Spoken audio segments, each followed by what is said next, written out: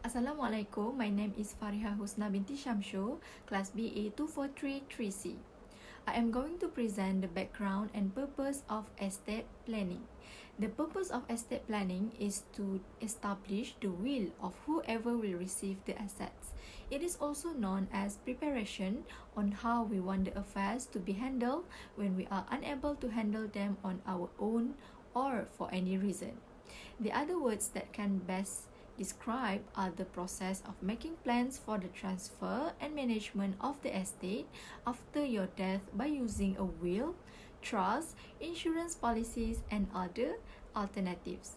Examples of estate planning are cash, cars, jewelry, houses, investments, savings, lands, and many more. The most common things in preparation for estate planning are several documents that will make up the estate plan and form a complete representation of final wishes. Next, guardianship, which is instructions for guardianship, for example, what you want to have happen, who did you want to take care of your children, or any other dependents who are able to take care of them after your death, or in the situation that you are no longer able to take care of them. Assalamualaikum warahmatullahi wabarakatuh. My name is Siti Nabila binti Hassan and I'm from class BA2433C and my metric number is 202083713C. I will present about the importance of estate planning. There are variety of reasons why creating an estate plan and keeping it up to date is crucial. Firstly, an estate plan protects beneficiaries, which is the importance of estate planning. If you are merely leaving a second house behind, if you do not specify who will inherit the property when you die, you will have no control over what happened to it. This because the main part of the estate planning is naming heirs, whether they own a house or stocks. The courts often decide who get money and property if they do not have an estate plan. This process can take years, cost a lot of money, and be very unpleasant at times. Next, the importance of estate planning is that estate planning avoids big taxes. Estate taxes are one reason that estate planning is often thought of a job for the wealthy.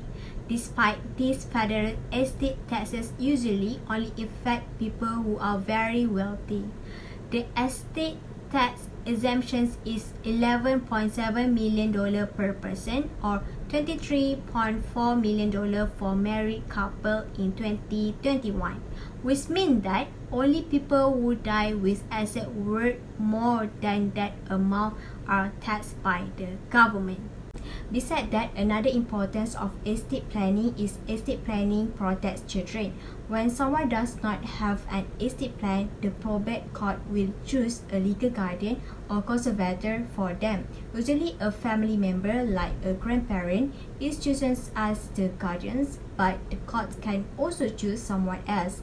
Instead, a third party like a family friend can ask the court to be the guardian. Another reason for having an estate plan is to prevent argument from growing.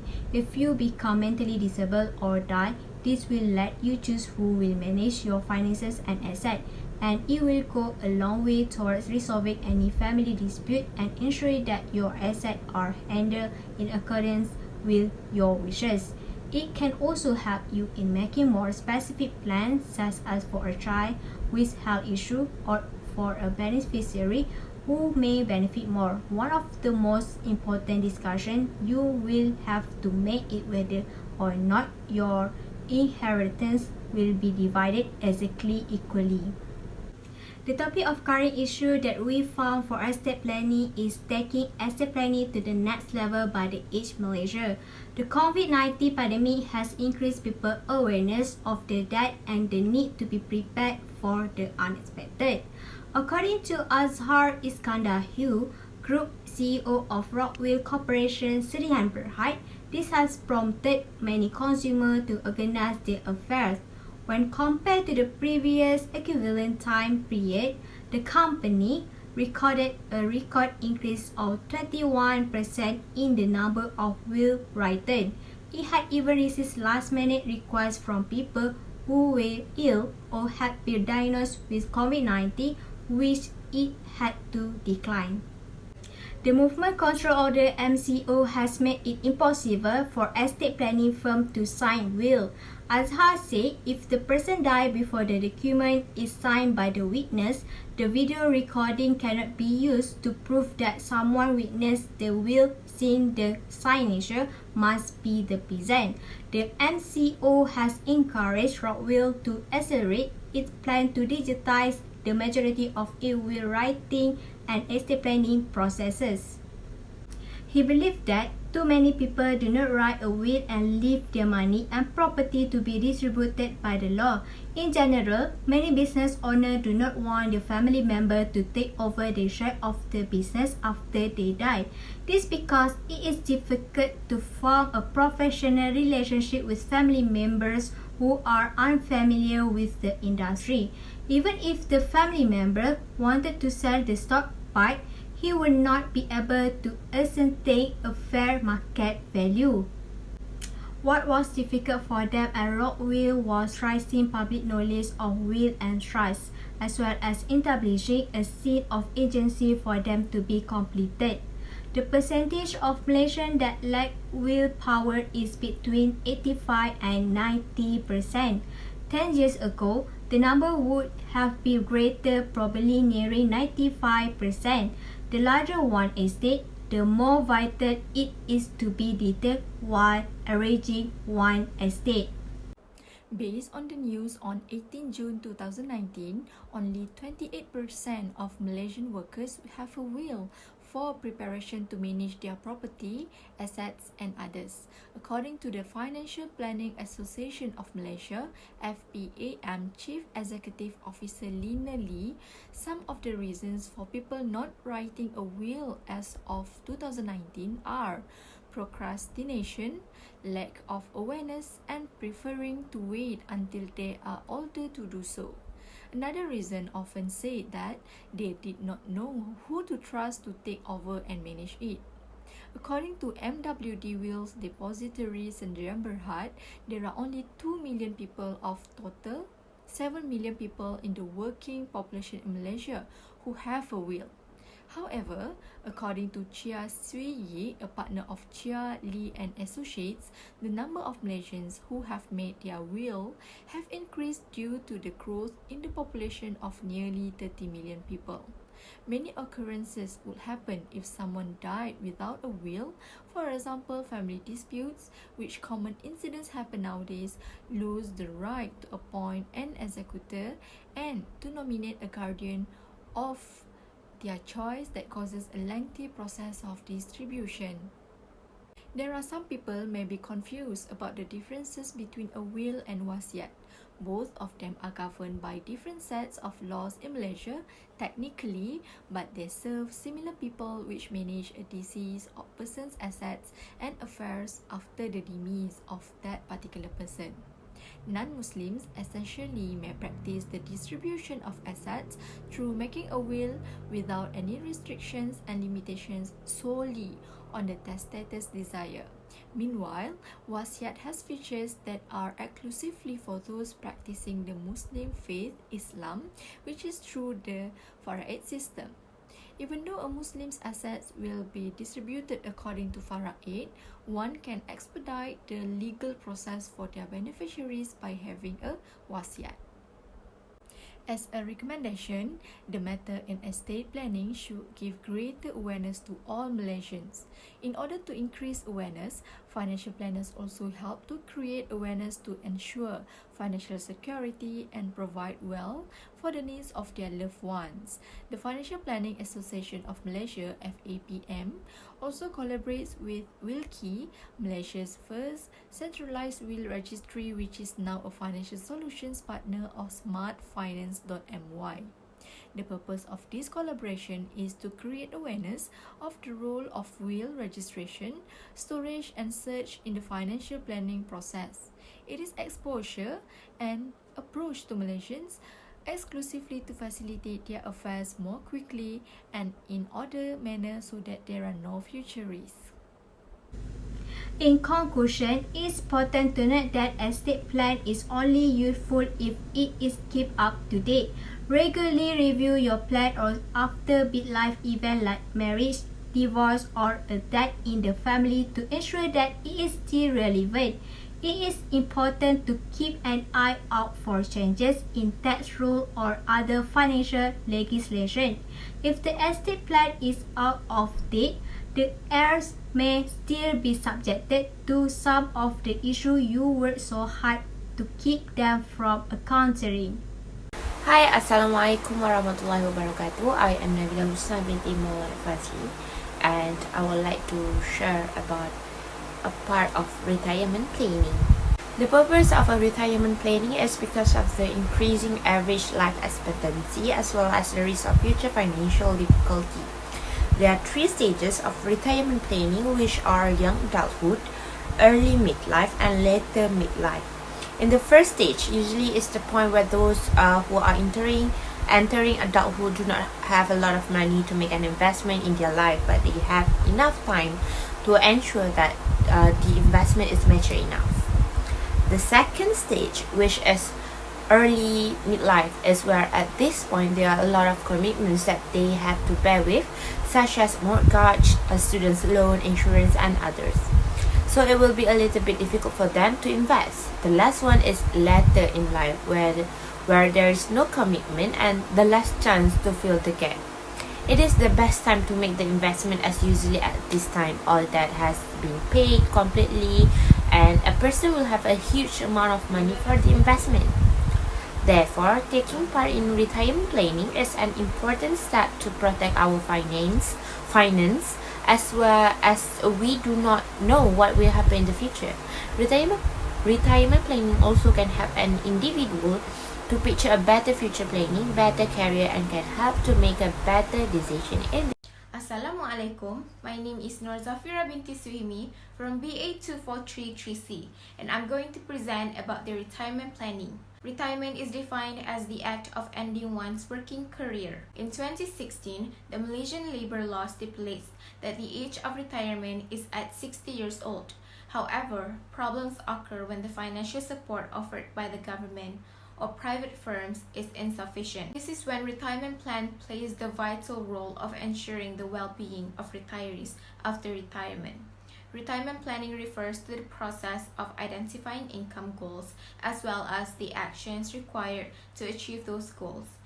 Retirement planning is definitely crucial because it determines the satisfaction of your retirement lifestyle. The first importance of retirement planning is the increment of the average life expectancy. According to the Department of Statistics Malaysia, the average Malaysian life expectancy increased to 75 years old in 2021. The longer a person lives, the more health complications they might experience, such as heart disease. Medical expenses can burn a massive hole in one's savings. Therefore, it is clear that a significant amount of savings is required for the retiree to live well in retirement. Next, it is risky to rely solely on EPF, especially for private sector employees. EPF are meant to supplement retirement, not to be solely depended upon.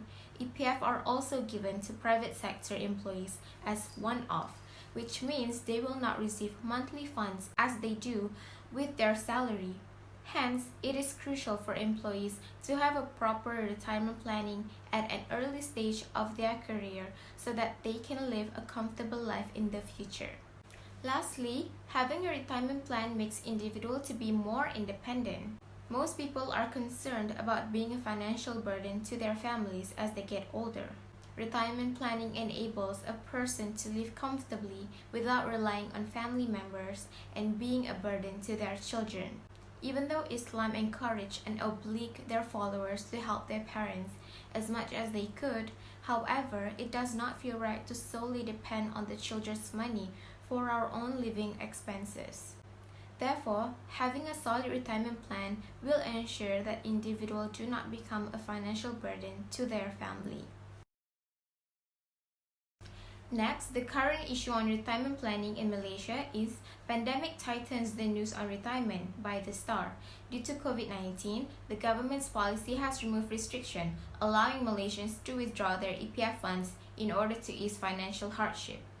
As a result, withdrawals accelerated, leaving 6.3 million EPF contributors with less than 10,000 ringgit in account 1 and 9.3 million contributors with less than 10,000 ringgit in account 2.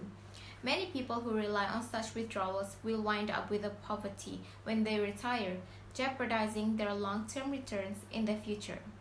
However, the pandemic is not the sole reason for these issues. Prior to the pandemic, 68% of Malaysians aged 55 had savings of less than 50,000 ringgit, implying that they might endure roughly 4.5 years on the poverty level. Among the ASEAN countries, Malaysia has the lowest savings of around 36% compared to other countries, such as Singapore at 59%. This occurs due to the poor financial literacy among Malaysians. It raises the possibility of a lost generation of elderly people entering their retirement in bad health with insufficient funds to stay alive. Therefore, the government should be proactive about revamping the way Malaysians prepare for retirement, and they should develop a retirement plan that is both practical and tailored to meet the needs of all citizens. As shown at the statistic above, the EPF has allowed members to use their savings in account 2 for a variety of purposes. According to the EPF, members will now be able to apply for an advance from account 1 before it is replenished via future contributions directly into account 1. As we can see throughout the statistic above, during 2019, the contribution for the EPF account was constantly decreased and the withdrawal is constantly increasing. The net for 2019 is the highest among the other years, which is 31.1%. The drop in savings is also especially concerning for Bumiputra members who made up 78% of withdrawal applicants, or more than 3/4. As a result, 4.4 million Bumiputra members of 54% now have less than 10,000 ringgit and 2.0 million or 25% have less than 1,000 ringgit.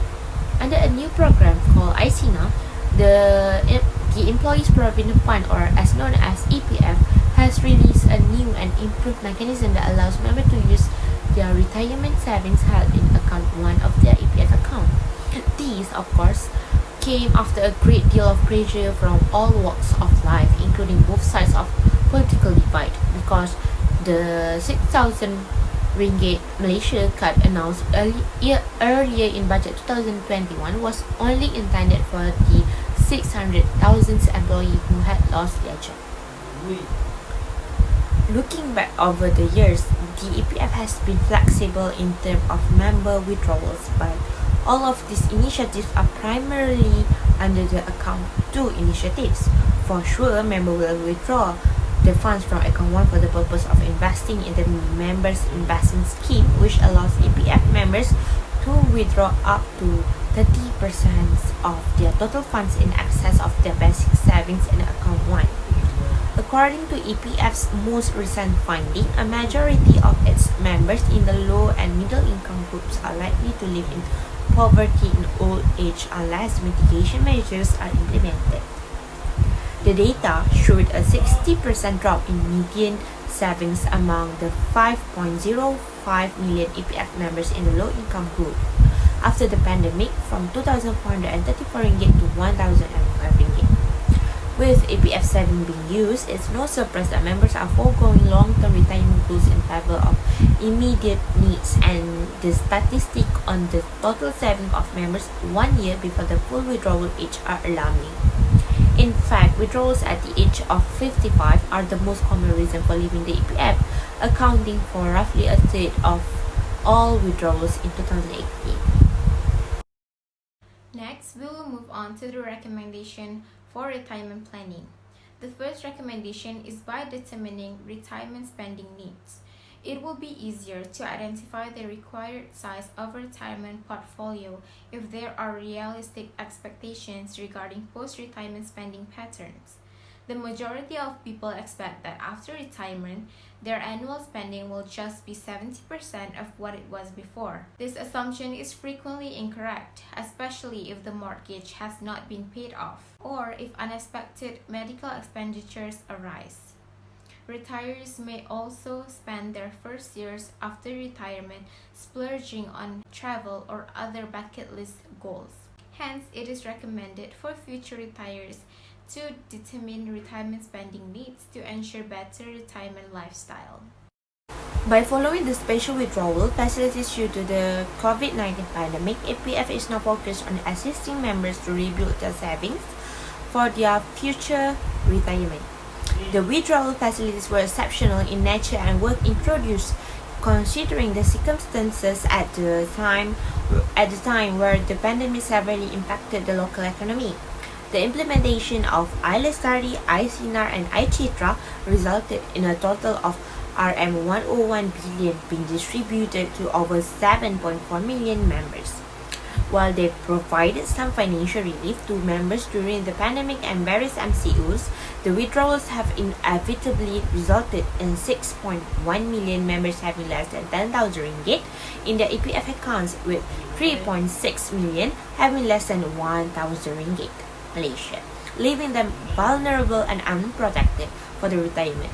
The three particular withdrawals have left 73% of members and a lot of negative feedback of insufficient funds to retire above the poverty line.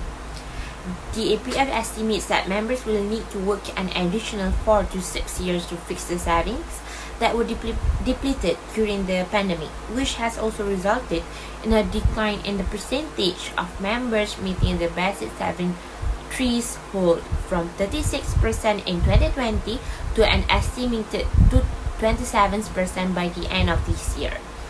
Future withdrawals will need to be carefully considered in light of the need to protect members' futures and rebuild their retirement funds. The fund wishes that the measures implemented to support the economy's recovery and encourage employment will go some way toward meeting the needs of the Malaysians. Other than APF, PRS also is a type of retirement savings. The Private Retirement Scheme, or as known as PRS, is a voluntarily long-term savings and investment plan that is gaining traction. PRS aim to broaden the range of options available to all Malaysians, whether employed or self-employed, in order to supplement their retirement savings in a well-structured and regulated environment.